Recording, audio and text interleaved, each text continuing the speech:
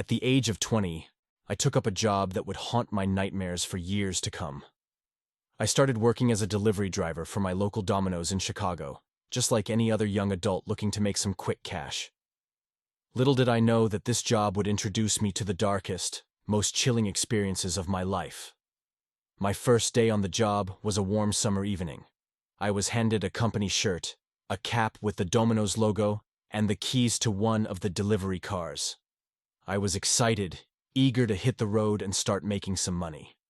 The sun was setting as I headed out with my first order, a pepperoni pizza to a residential address.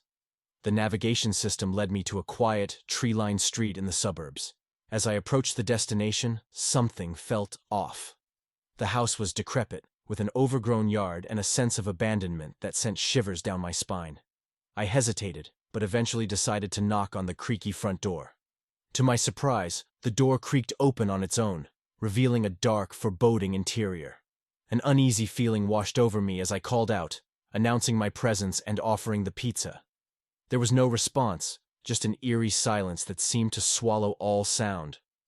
I left the pizza at the threshold, my heart pounding, and quickly made my way back to my car. I looked back at the house one last time before driving away, and that's when I saw her. An apparition of a young girl in a white dress standing in the upstairs window, her eyes fixated on me. I could feel her gaze boring into my soul, sending chills down my spine. I sped away from that place, my hands trembling on the steering wheel.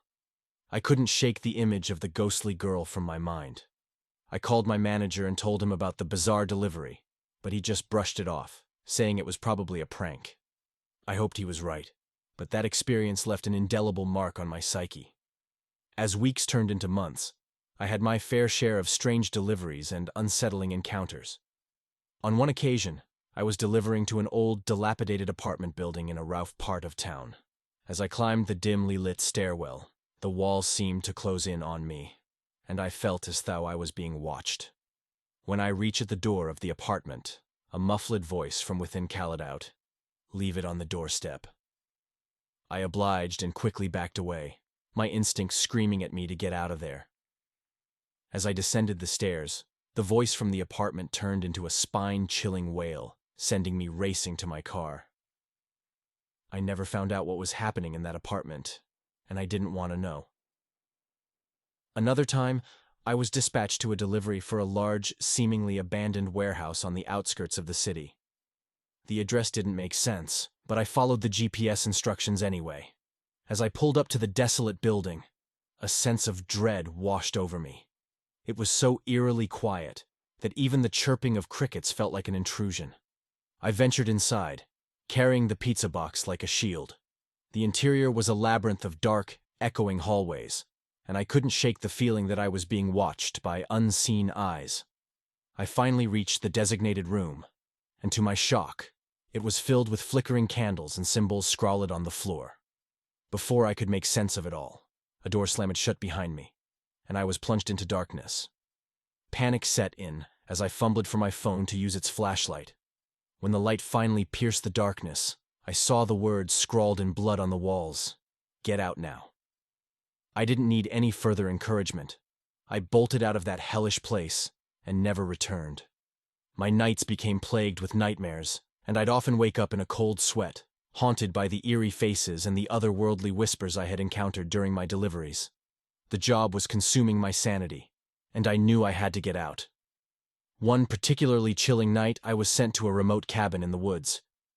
The GPS led me down an ever-narrowing path until I reached the eerie destination.